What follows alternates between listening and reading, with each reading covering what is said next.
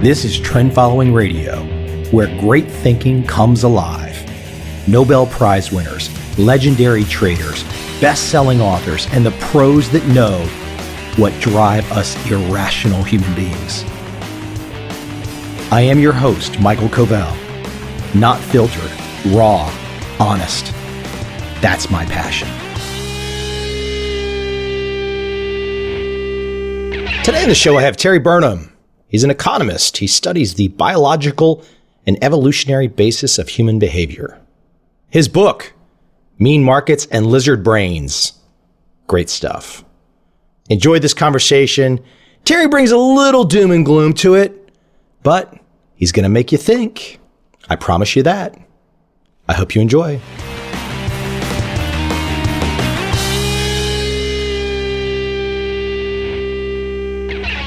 Hey, how are you? I'm well, thanks. How you doing? Not too bad. I feel like in many ways, I really appreciate your work, but I start to realize in going through and preparing that we both know several people at least, and I didn't realize that Vernon Smith was your graduate school advisor. Indeed. I saw him yesterday in the same department I am now. Very cool. And Peter Borsch was your college roommate? Indeed. How do you know Peter? I met Peter. I just approached Peter cold in like 1994 at a conference. And so I've known him for a long time, and we've become friends for, it was crazy. And he was actually probably one of the first people of real prominence in the industry who gave me time, who said, hey, here's how things work, and those kinds of early conversations. And we've just stayed close. Yeah. So. And did you have a connection with Vernon as well? Well, yeah, I asked. Vernon appeared in my documentary film in 2007 and just reached out to him cold too. And he famously, my very first question to Vernon at his office in George Mason at that time was, I think it was the longest answer I had for any, it was a 35-minute answer. It was fantastic. Wow. Well, yeah. What was the question? I don't even recall. I think Vernon covered a lot of territory, but it was great. Awesome. And I talked to the other night. I don't know if you know her, but she's been out to Chapman. Megan McArdle. No, I don't know her. Okay, she has a new book out this year. It's really interesting. But very cool, very cool. Hey, listen, let me jump right in with you. You were in the news. I want to go into a lot of your main topics. For example, mean markets and lizard brains. But you were in the news earlier in the year, and I have to ask you, just to give the audience your big picture perspective, because it's a fairly bold, I guess bold is the word, but you removed $1 million from your Bank of America account and said, I don't trust the banks, essentially? Yeah, I think the big banks will all fail in the next crisis. Now, they might get bailed out. They'll certainly try to bail them out if they can, but I think they'll all fail. It wasn't anything particular about B of A, which is where I had the money. So if you have some risk of having your capital frozen or lost, then you ought to get paid something for it, and currently you don't get paid anything for it. And so I think the Fed has created a situation where you get nothing to take that risk, and you shouldn't take that risk. Just curious if you want to offer really quick before we dive into other subjects, what kind of recommendations? That's a fair, for most people, you say it very calmly and casually, but for most people, they'd be like, oh, damn, So what kind of recommendations do you give? Because having money at a B of A account, that's pretty easy breezy stuff for most people. That's kind of like, hey, I really don't want to think about that. Yeah, well, I think you have two ways to think about risk, and one way is, what's the riskiness of your portfolio, whether you measure that by beta or some other measure of risk. So where are your financial assets? Then another issue is just access to capital. What kind of liquidity issues do you have? I don't know what the probability of some extremely bad event is. My perception is that it's greater than most people think. But those sorts of things can happen, and they happen quickly when they happen. So think about a situation like Cyprus, where something like $10 billion got caught in Cyprus and the banks. They could have moved it out the day before if they'd wanted to. A lot of those were very sophisticated people. So they were, Eastern European or Russian people who were very smart. Some of them were very rich, and they just weren't thinking. And you can't think. It's hard to think about everything all at once. And they're busy, they're distracted somewhere else. So the same thing has the potential to happen at even large U.S. banks. It doesn't really take a lot of imagination because it already happened, right? So if the Fed hadn't been there in 2007, many of those large institutions would have ceased to exist, if not all of them. And so, you would have been in a situation there where things were, at the very least, you had no access. So I think people should think about having access to cash without going into big banks that will fail. Some number of months of cash that they can access without going to a bank like that. And then the other issue is what level of exposure do you want to risky assets in your portfolio? And there's no one answer for everybody. Again, I'll be more pessimistic than most people on that as well. Sobering. Hey, let's dive back in, and I'm going to circle back around to that on the end, though. But I want to go to some big picture issues right in the heart of your work. And one of your book, Mean Markets and Lizard Brains, is something people should definitely pick up and take a look at. And I think one of the things that you start off with, and I'd like for you to kind of give your big picture perspective, but the idea of luck and skill. And when you think of that, when you think of luck and skill, so many people get those two confused. And some of the best investors will often say, hey, I have no problem being lucky. Well, so I think in any activity where there's variation, separating luck and skill is hard. So sports are another area where it's hard to know. You make one basket, you don't make a basket, somebody gets a hit, they don't get a hit. I think asset markets are particularly challenging for people. So, there's either no signal out there, meaning there's no great way to navigate markets, or there's a tiny bit that certain people can exploit or achieve.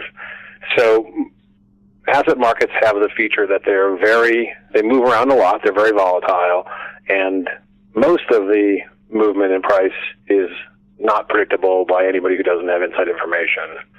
And so in that case, I think most of the outcome in terms of given your exposures, what draw you get from those exposures is luck. Now, of course, the exposures you pick, that doesn't have to be luck, right? So, in the case if you're pessimistic about the world and you decide to have a lower exposure to risky assets, then the return you get from that, if the world continues to reward risky assets and you do poorly, then that wasn't luck. You chose your poor asset allocation. Yes, indeed. That's a blame issue too, and that's something in society these days we've got all messed up. Is it instead of us accepting blame for our actions, we want to put the blame everywhere else. Yeah, I remember a long time ago I was visiting Amazon. I was promoting an earlier book, and the editor was really mad at Alan Greenspan. And I said, "Well, why are you mad?" He said, "Well, my Amazon stock options became worth not as much as they were before. This is back in the first crash of Amazon, and I said, okay, and what prevented you from selling them before they went down?" So, what prevented him from selling is where I wanted to go next, which is the lizard brain. Yeah. So I mean, you use this term, it's right in the title of your book, but why don't you describe it? Because, it really, even if you don't know where Terry is going with the phrase lizard brain, we all immediately imagine ourselves on all fours with our tongue going in and out of our mouth going, are we really that bad? And I think you're going to tell us that we really are that bad. Well, I think we are. I didn't invent the term, and since I used it in my book, other people have used it a lot. Seth Godin spent a lot of time using it lately. But I picked it up from somebody else previously as well. And when you tell someone that, you say, where'd the french fries go? And you say, my lizard brain ate it. Or why'd you get in a road rage incident? Oh, my lizard brain made me do it.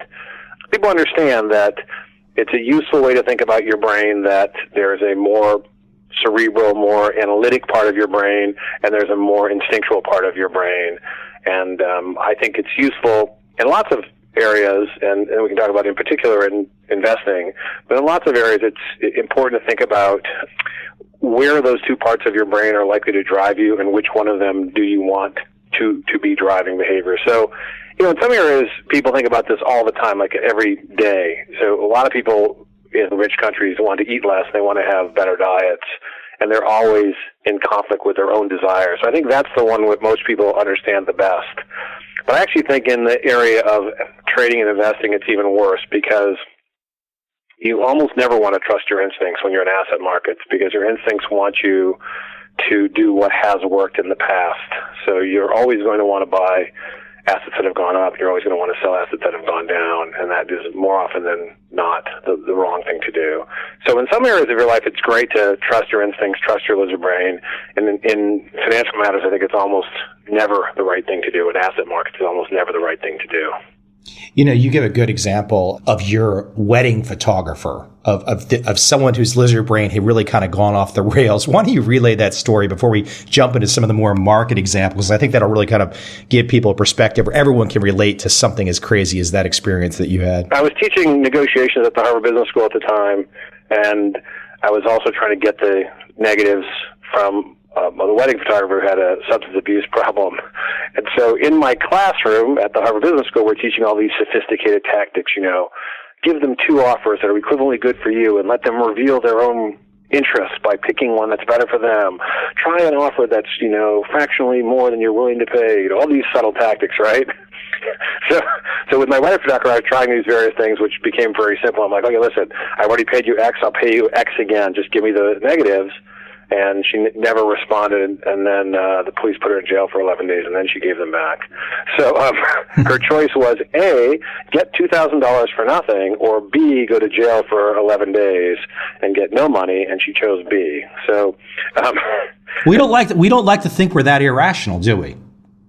Yeah, and she obviously had a substance abuse problem, so she's probably, in that sense, more impaired than others. But it is remarkable, and the whole field of behavioral economics and finance has documented that even smart people make lots of mistakes in lots of areas. And again, financial markets are strange in that if you're not good with money, it really has a big impact on your life. So let's take an example. I was thinking about, I'm not a dentist. I don't know much about teeth. But my life is not horribly negatively impacted by that because I can find somebody who does know a lot about it. And if I make an okay choice of the dentist, my teeth are okay. In financial matters, you can't really delegate. So there are all kinds of people around you. Some are honest, some are not. Some are smart, some are not. And they're just as likely to be caught up in the fads as everybody else. And so you can't just go to someone and say, solve my problems for me.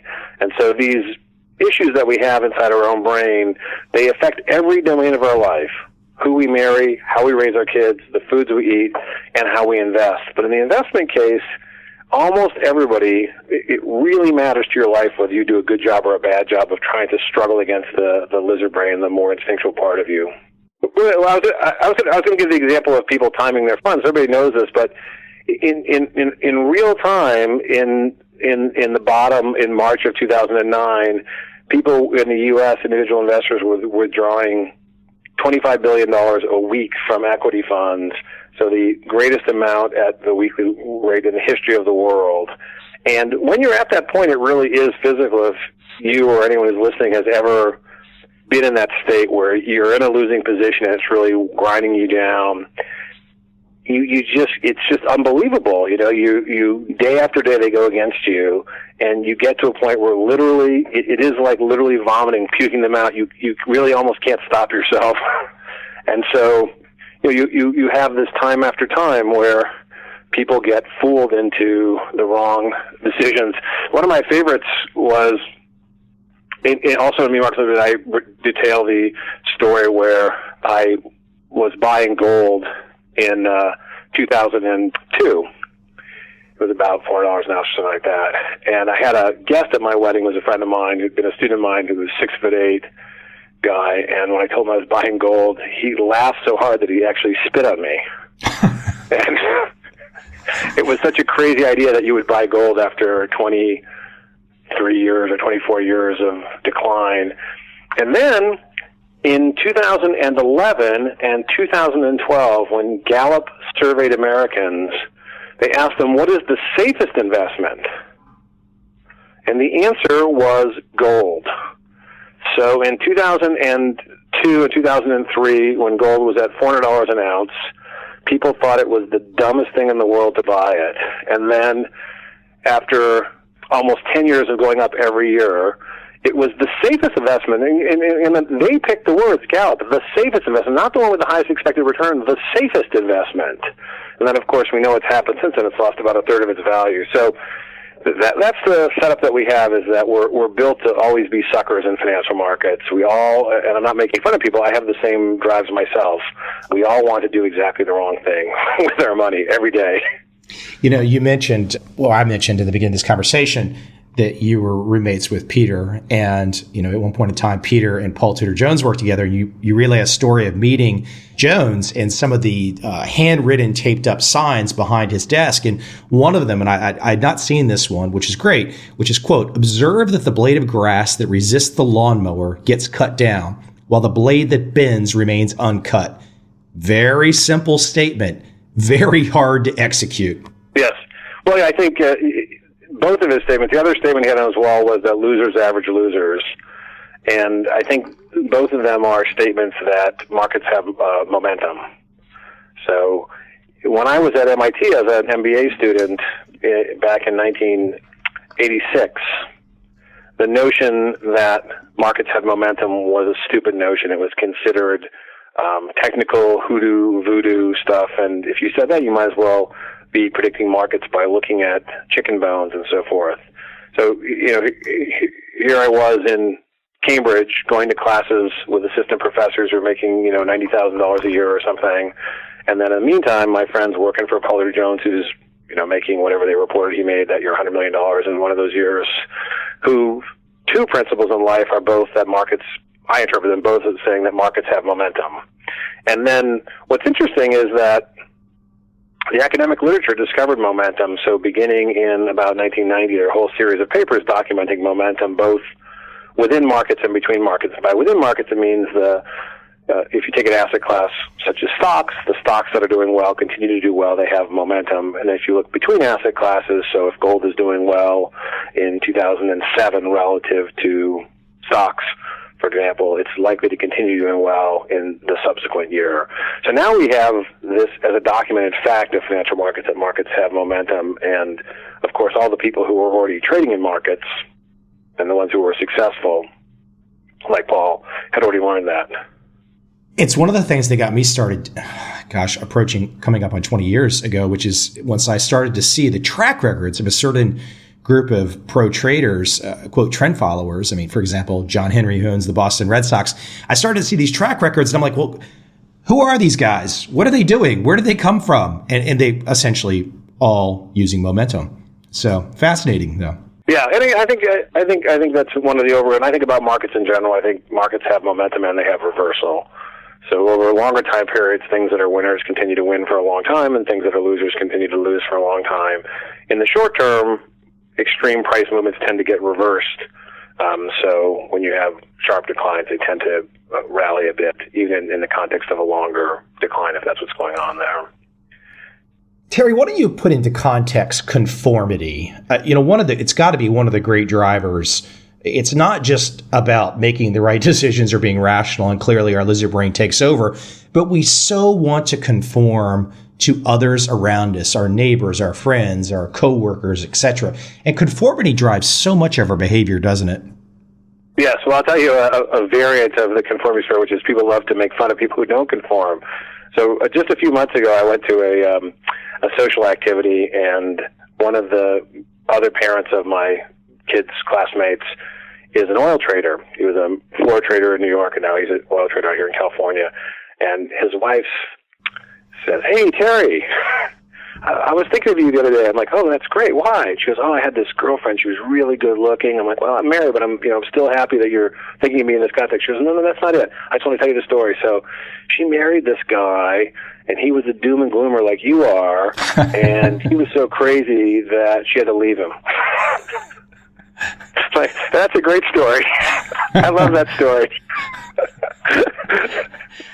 So I think I like to say, price changes will obscure the underlying. So connecting this back to the previous comment, which is I think markets have momentum. And so, you have to think about where are you in any cycle, and if you're going to take a position that's contrary to momentum, you have to be thinking about, when is it going to change, what are the catalysts for change, and so forth. So, if you're on the other side, which you think whatever the current trend is going to reverse at some point, then you are under tremendous pressure when you're not participating to be pushed that way. Hey, listen, we talk about rationality and irrationality. One of the things that I've seen in your work is you talk about captive chimps versus chimps in the wild and the differences in behavior. And I'm not sure you were exactly going there, but I started to think to myself, my gosh, are humans just captive these days? Like literally, will we make better decisions if we weren't so captive to the confines of our little worlds that we've developed for ourselves, that once again, kind of this conformity thing that we have this inability to see outside and how we would be in the wild and make good decisions. But now that we're in these confines of work and school, et cetera, that we don't necessarily, we don't see as clearly as we once might have. Well, the way I think about it is that our brain was built to solve a set of problems, and those are the problems that our ancestors faced. And our brain is super good at that. When we solve problems that are similar to the problems that our ancestors solved, our brain can work really well. So let's just take the question of, sort of extrapolation bias or trying to find patterns in the world. So if you're in some activity like you're playing tennis against somebody, it's really useful if you can figure out when your opponent might hit cross-quarter down the line. So you observe, and maybe even subconsciously you learn that when the shoulder gets dropped this way, that's related to going down the line. You can do amazing things. So our brain was built with this amazing machinery, and in that case, the machinery is to try to find patterns. But then when you go to a financial market, the relationship may be non-existent or negative, meaning the aspects that have worked in the past may not work in the future. They may be less likely to work. But your brain is still built for that other environment. And so in all these situations, whether they be in financial markets or not, I think it's useful to try to think about what is the problem that your brain is evolved to try to solve. And I made the point in the story you're talking about is that when you observe animals in the wild, the story that I recounted was I was following a group of chimpanzees in Uganda, and we lost them. I was with some Ugandan field assistants. We couldn't find them, and they said, "Oh, they'll show up around 2 over 3 miles from here." I'm like, "Well, how do you know that?" And they said, "Oh, well, it's a cloudy day, and on cloudy days they go to the ripe fig trees in the afternoon, but on the sunny days they go in the morning because it's too hot in the afternoon." And I thought, wow, that is crazy. How can they be so good at solving that problem? They have to know which trees are fruiting. They have to know what the temperature is, what the weather's like, and they have to be able to dead reckon through dense underbrush for miles and miles. And we went there, we took a nap, they showed up exactly on schedule, and the answer is, how can they be so good at it? Is they're really good at it because they and their ancestors have been solving similar problems for many, many generations. And that's the fundamental issue with asset markets, is that the rules of life that work for you outside of markets don't work in markets. So usually the past is a pretty good predictor. You have a friend who's reliable. Every time you make an appointment with them, they show up on time. The next time you make an appointment with them, they're probably going to show up on time. You go to hire someone to work on your house. You look at their last 5 jobs. They were all great. Well, now take that idea and go over to asset markets. You could either buy an asset that's done very well, or maybe you'll buy somebody who has a good track record for the last 5 years or so. And that may provide zero or negative information. Whereas in the real world, you really do want to hire the contractor who's done a good job, but you may not want to buy the asset that's done the best in the last few years. As I think about the idea of the lizard brain, and I think about March of 2009, you bring up March of 2009, as people were watching that, clearly markets were melting down. Equity markets were just marking down. It was straight down. And so not only are we dealing with our lizard brain on what to do right, but then we have, and I want you to dive into this because I know this is right in your sweet spot. I know you've got some strong opinions, but then we have an intervention that was, I don't think anybody predicted on the scale of the intervention, which then once again makes financial markets, asset markets even more complicated because you don't know when the magic hand is going to step in and do something to reward one group and not reward another group. And it seems like, and this has been going on, you note this, it's been going on since, frankly, Greenspan with the 87 crash, is it feels like it's a kick of the can down the road. And so far, for a long time now, that can keeps being kicked. There's something deep in the gut of all of us that we have to admit to ourselves that, oh my gosh, it might be working in the short term. It might work for 5 years. It might work for 10 years, but boy, things can change fast. And boy, can a 50% downdraft in the S&P happen really quick.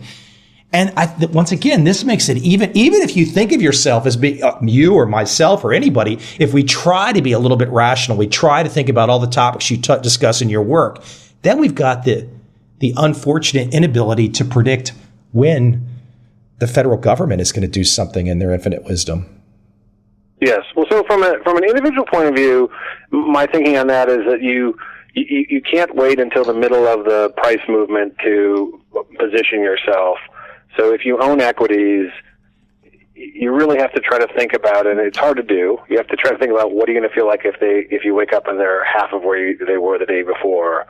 And if you're going to be forced to sell them when they're half down, then you're really going to be in a world of hurt.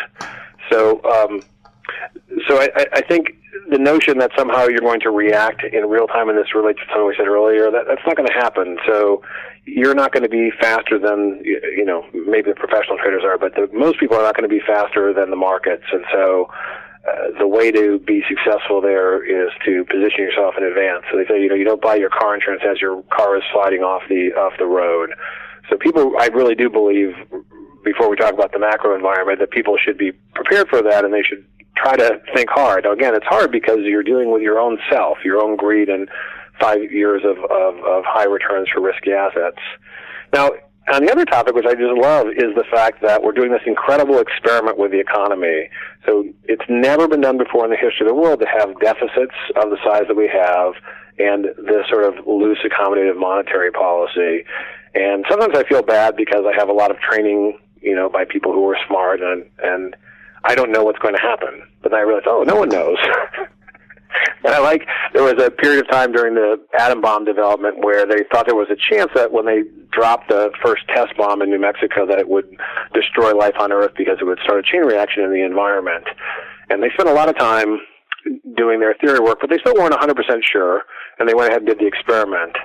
And I think that's the equivalent of what we're doing here, which is no one knows the outcome, and at least the physicists were honest with themselves. They didn't know the answer, and okay, there's a chance we're going to blow up the world. So I think there's a chance they're going to blow up the world here, but I know for sure that they don't know whether they're going to blow up the world or not. And it's really exciting, I think, because no one knows. And if you're an economist, it's interesting. Can it really be the case that when you fuck everything up, when you screw everything up, that the solution is to spend money that you haven't acquired through tax revenues and to print money or whatever the electronic equivalent of it? Can that really be the answer? And if it is, what a great world it is. Isn't that fantastic? A lot of free lunches, huh? Well, could you imagine that? I mean, if you can get out of 2007, right, by printing money and deficit spending, you can get out of anything, right? It's certifiably crazy is the only thing I can come back to. I was visiting the New York Fed last January for some academic stuff, and they sent me to the wrong floor. It was really funny. So I'm up on the top floor, and in the room on that floor there are these name cards, Ben Bernanke and James Bullard and so forth. And then this very agitated administrative woman comes out and says, "You're not supposed to be on this floor." I'm like, okay, but while we're here, could you show me the printing presses? She said, no, there aren't really any printing presses. That's a fallacy.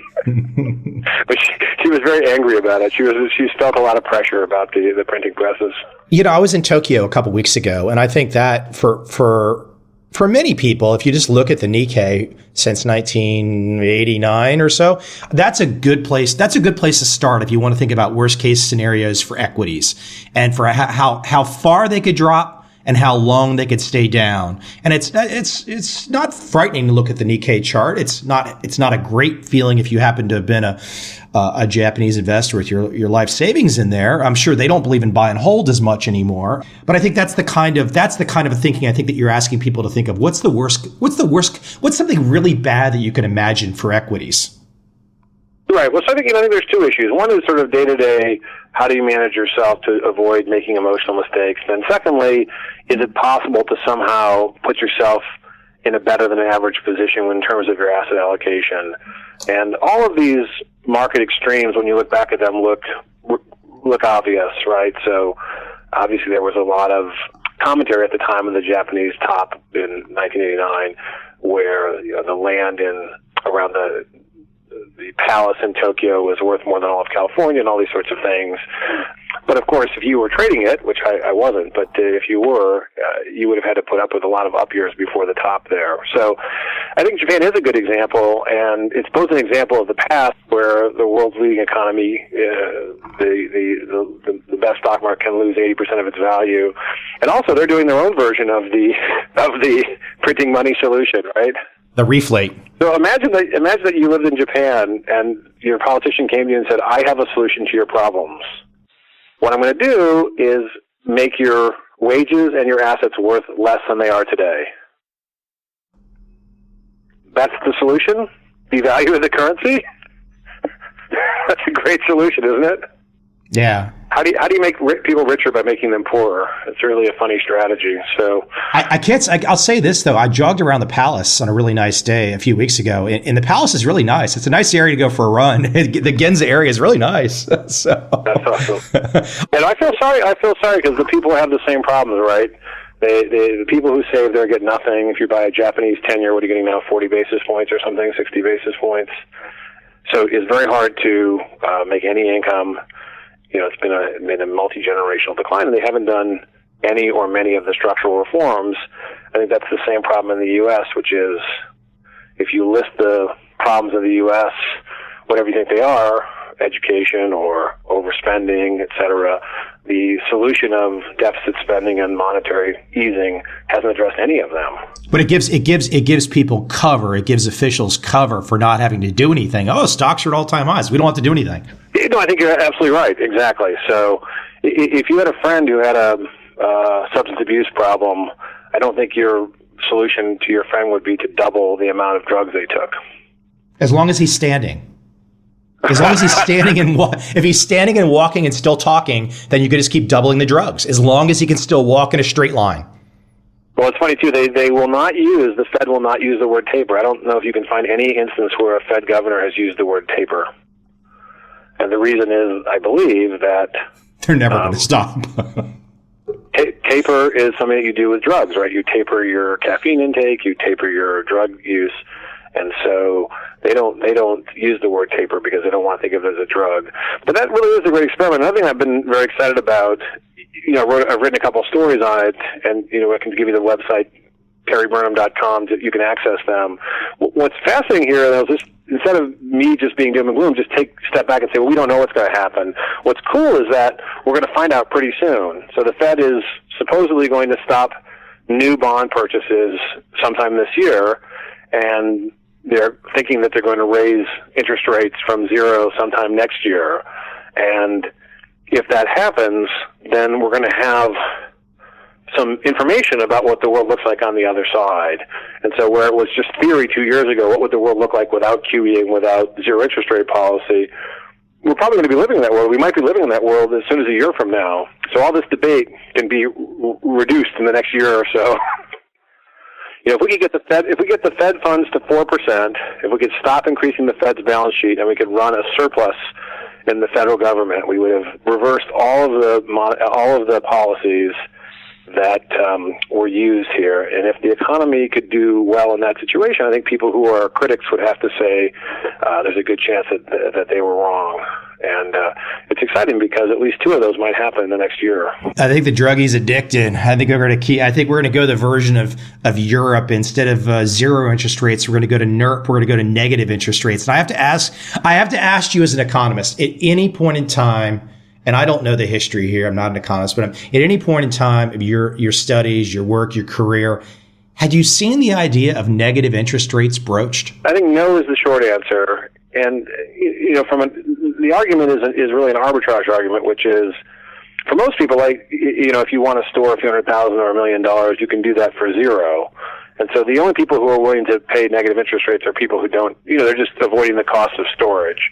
So imagine you had, $10 billion and you had to keep it safe. Well, you're going to have to pay a lot of people, you're going to have to pay them off, you have to do security checks and so forth. So basically if you have a lot of money, you'll pay a small negative interest rate as a form of a storage cost, and that's it. So I don't think there are any instances of anything of large negative nominal interest rates, nor do I think there can be. I think we're as low as you can go. What a delightful situation, though, that we're having to, with a very accomplished economist, and we're having to make the analogies to whether you'd have to pay off money to people to store your money, and that's where we're at. That's the situation that we're at. It's quite. Right, but again, for the savers in the world, it's really a disaster. My poor dad, and I wrote about him in this. He's 87 now. He paid off his house, and he had a job, and he saved some of his income, and now he's 87. He wants to live on his retirement savings, and he can't.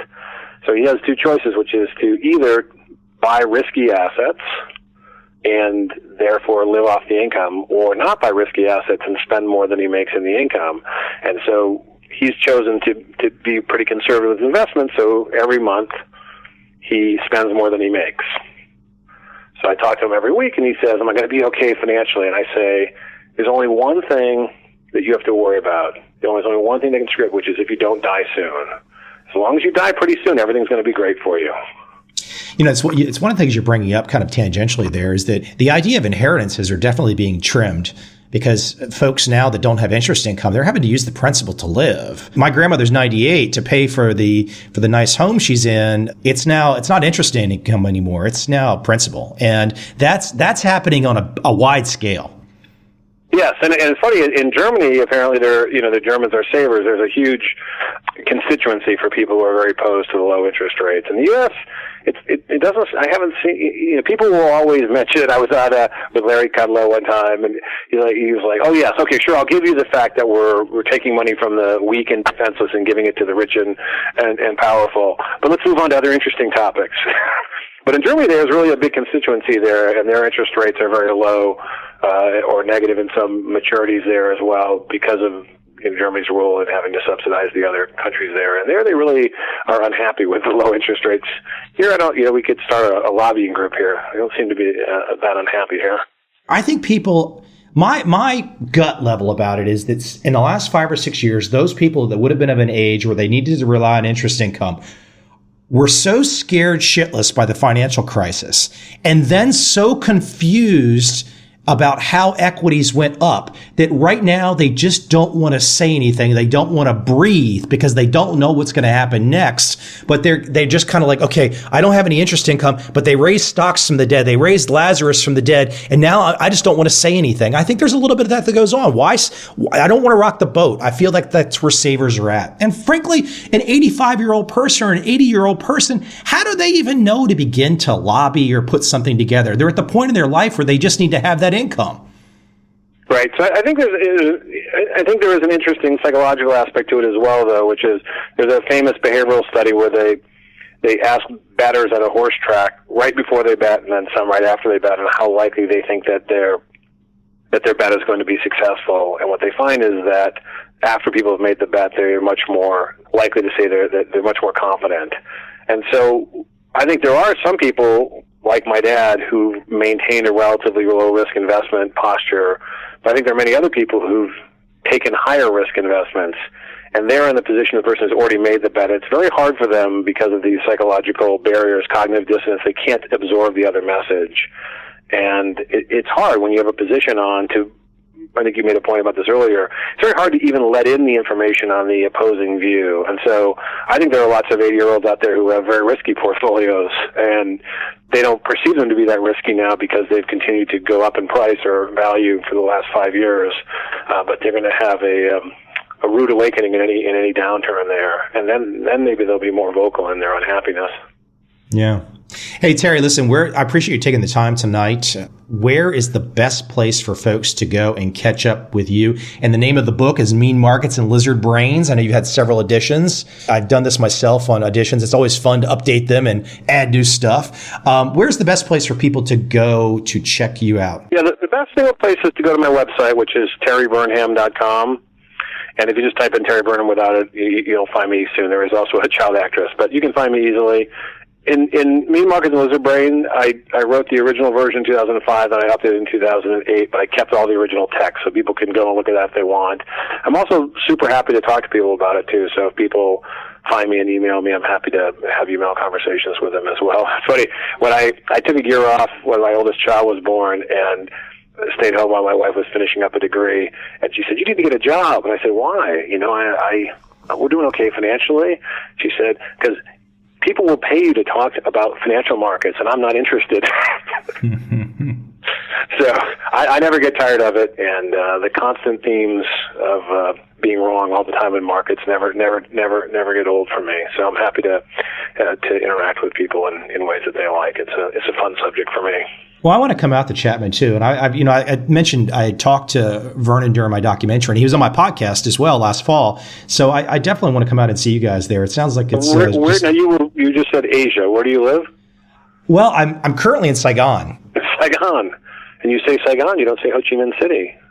Well, it's sexier, and so, is that right? Well, it's just listen. I'm a single man, okay, and it's a very international city, and it's developing fast. I mean, I've watched a 70-story tower go up in the last year, literally a couple blocks from me.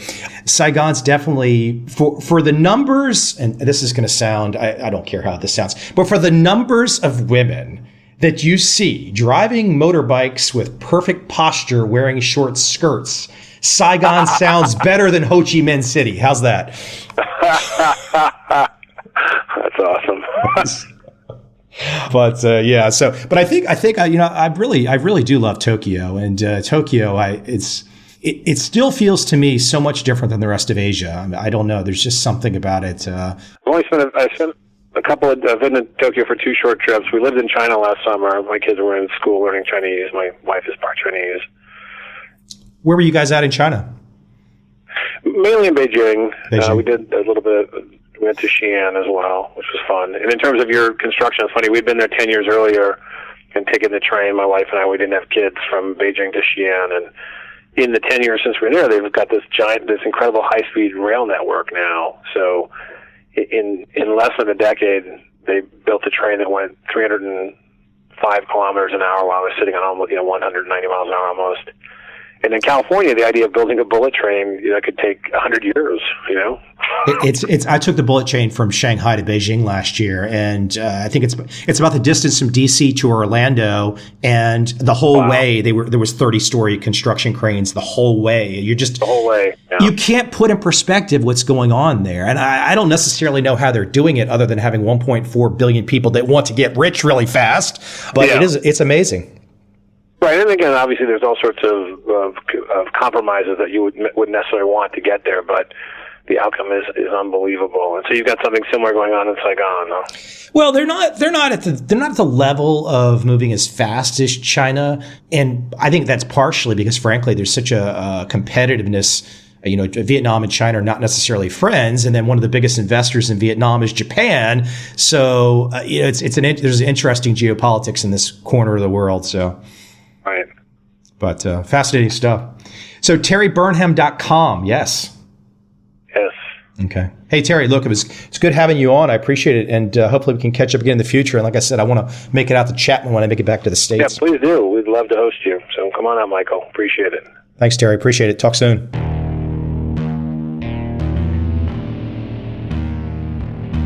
I see a time when those awake will understand how to make money in up, down, and surprise markets.